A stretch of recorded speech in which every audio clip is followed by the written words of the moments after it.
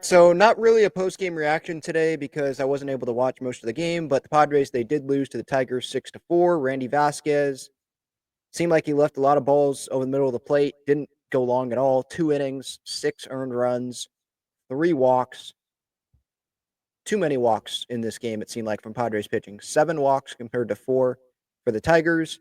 Sheets did homer. Um, you know, there were some moments for the Padres, but obviously not enough, and that really brings us into the discussion about the current lineup and why it looks like this because of how many injuries the Padres are looking at right now. With Luis Arraez, it seemed like he walked in the Padres clubhouse last night, was smiling with talking with teammates, and then no, it doesn't seem like anything's wrong, but more precautionary. But this was the right move. The Padres, as you can see here on the screen, this is from Kevin Acey's article in the San Diego Union Tribune. The Padres' first baseman was placed on the 7-day concussion list, injured list. On Monday, Arraez was said to have slept well, woken up feeling good. He had a stiff neck and a cut in his jaw, according to Mike Schilt, and he is going to be back, if not already, back in San Diego. Schilt saying it's overall very favorable relative to how scary that looked. Nothing cognitively is anything that we're overly concerned about, Mike Schultz said. He is going to go in concussion protocol. More testing will be done. Hopefully, it's more out of caution than necessity. Now, that is Schultz saying hopefully it's more out of caution than necessity. So uh, it doesn't seem like we totally know everything other than, okay, he woke up feeling good, slept well. I'm not surprised, stiff neck, cut in his jaw. I feel like that was expected. Um, yeah, I don't think that's too far of a leap to assume that he did suffer a concussion when he was down there on the dirt, on the grass, and he was briefly not aware of his surroundings. Mike Schilt, I believe, mentioned that last night after that Padres game. Any decision, by the way, Kevin writes here, any decision involving a concussion is made in conjunction with Major League Baseball's medical director. Before he returns, Arraez will have to be cleared by the Major League Baseball medical director and a doctor representing the MLBPA. So that's not, to me, that doesn't seem like it's the Padres saying, all right, yeah, you're good. It has to be someone else. So, really making sure that it's best for the player, not just the team trying to get him back. Okay, so Kevin did right here. Arraez returned to San Diego on Monday. The Padres now half of their core 6, if you will. Obviously, that being Tatis, Manny, Bogarts. Those are the 3 that are healthy. And then Merrill, Crony, and Arraez, your top 6 in your order.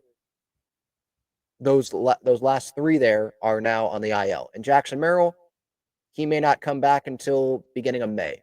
Crony could be another few weeks. And then with Luis Arraez, hopefully it's the 7 days and he'll be good. But you never know with this. Austin Nola, it wasn't the same thing, but he was a catcher. And remember how he had to go through that, and his vision was off. I'm not saying that's going to happen with Arraez, but I do think about that. When you bring up a concussion, because I think Austin Nola had a concussion, right? That was part of the issue, and wasn't it delayed a little bit, them realizing what was going on, and he kind of played through it? Yeah, Austin Nola, cognitive issue. Diagnosed, this is from a September 2023 article, diagnosed with oculomotor dysfunction, a vision issue that impacts the brain's ability to coordinate eye movement. So that seems like that would be different than what Arraez would go through here, but I thought of that, when this gets brought up. But yeah, now it's like, all right, who's going to step up? Who takes his place is Mason McCoy literally on the roster, but McCoy's not going to be playing every day. That's going to go to Iglesias, Gavin Sheets, or Yurli Gurriel would be playing first base, and then I assume the other will be DHing, or Connor Joe can DH. But think about it. I think Darnay Tripp of NBC7 had a great tweet earlier today. I retweeted it.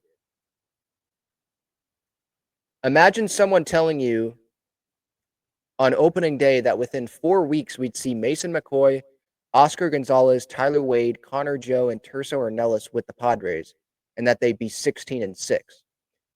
You put it that way, and it's like, wow, that's great that the Padres are 16-6. But what I would say to that is, well, yeah, Mason McCoy just joined the team, though. Arraez has been healthy for most of this time. Merrill contributed to a majority of these wins. Crony, these guys recently went on the IL. It's not like they've been without those guys the entire year. But I do understand the point. And, you take that point, McCoy, Gonzalez, Wade, Joe, Terso Ornelas, and now they're 16-7, obviously, after tonight's loss to the Tigers. But you take that and you look at the lineup now, and it's Tatis, it's Sheets, who was brought in on a minor league deal, right? Manny, Bogarts, Ornelas, who's just, his first few at-bats here in the big leagues. Got an RBI today. Connor Joe, who was brought in on it was a major league deal, right? But there were minor league options still. Cheap. Oscar Gonzalez, minor league deal. Iglesias, minor league deal. Wade, less than $1 million on a 1-year contract, and he didn't start the season on the team. He was in El Paso. Maldonado was on a minor league deal, I believe. That's a lot of guys there where it's, taking some risks, obviously, with, well, not risks, but or maybe they were risks, but like low risk. But they're now in the lineup. And you go from having a lineup of Tatis, Arraez, Merrill, or Manny, Merrill, Bogarts, Cronenworth, and then you go Sheets. Now Gavin Sheets is hitting second. And after Bogarts, it's Ornelas. It's, at least for today, just debuting here, in the big leagues. Oscar Gonzalez, there's talent there for sure, but there's a reason why it didn't seem like he got a lot of interest from other teams. Iglesias, that's a little bit different, but he's still not known for like power in his bat. Good at bats, good to have, luxury to have, when Crony goes on the IL. Wade, though, playing center field, and who knows what you get from the catching position. It just makes it, I think Sam Levitt on the post game tonight made a good point. It just makes it a little bit harder to come back from these deficits when you don't have a Jackson Merrill in the lineup, when you don't have a hit machine that can get on base. And if it's a 2-run game in the 9th inning, Arraez gets on base with a base hit, and now you got the game-tying run up at the plate. Other guys can do that, but you just have more confidence in someone like Luis Arraez, someone like Jackson Merrill. And I know some people aren't the biggest fans of Crony, but I'd still love to have him in the lineup. Have him at least available. And then even someone like Brandon Lockridge. Remember Jason Hayward, who was in left? There's a lot of guys that are on the shelf now. So we could talk about 3 of the core 6. But then, like I said, the other guys, like Lockridge. And now you have Tyler Wade playing center field. Jason Hayward. Now you're going to Ornelas and Gonzalez every day, probably, in left field, unless you put Connor Joe out there. Your depth is being tested. So I think I go back to the start that the Padres had, 15-5, I think, in their first 20, getting off to that start. And I said it while that was going on, like, you don't know what's going to happen. Injuries can happen. You could not play good baseball. You don't know. It's a long season. It's April 21st, and we've got a lot of guys that are on the shelf. And so that's a little bit concerning. But thank goodness that they got off to this start, because what if they didn't? What if they didn't take advantage of the Rocky series? What if they didn't get off to that great 12-1 start at home? And let's say they were sitting, how many games have they played? 16, 23 games, I think, right now. And they were sitting 12-11. Let's say that's what they were. And then they continue to have guys be on the shelf like this. And then who knows if they, lose this series to the Tiger. I mean, they could win, but maybe they lose this series. And then What happens against Tampa back home? What happens? So, the division, while we want that to be in our mindset, still the ultimate goal is to make the postseason right now. And so having this cushion in wins, that's obviously very favorable.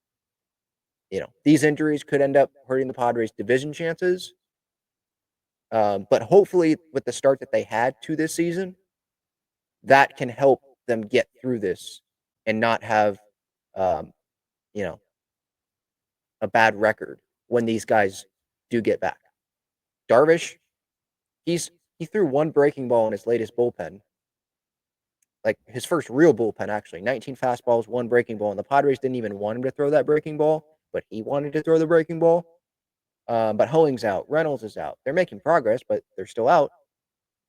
And then, yeah, Darvish, obviously Musgrove for, we can't count on him coming back. I'd like to have him come back, but you can't count on it.